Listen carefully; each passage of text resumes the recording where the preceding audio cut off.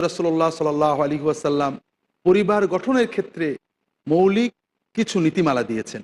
আমরা যদি কোরআনের বর্ণনা অনুযায়ী শান্তিময়, তৃপ্তিময় পরিবার পেতে চাই, তাহলে এদিকে সবাইকে লক্ষ্য রাখতে হবে।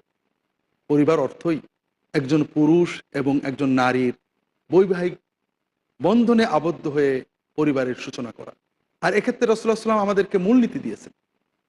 তিনি পাত্রপক্ষকে বলছেন, একজন মেয়েকে বিবাহ করার সময় বিভিন্ন বিষয় দেখা হয়।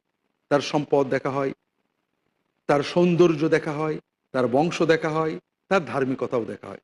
তুমি, আল্লাহ রাসূল সাল্লাল্লাহু আলাইহি ওয়াসাল্লাম বলছেন, ধার্মিক মেয়েকে বিবাহ করার চেষ্টা করবে। এটা হলো সফলতার পর।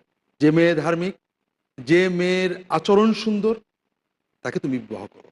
ধর্ম, ধার্মিকতা, তাকওয়া, আর এই তাকওয়ার প্রকাশ হলো ভালো আচরণ, অশালীন আচরণ থেকে বেঁচে থাকা।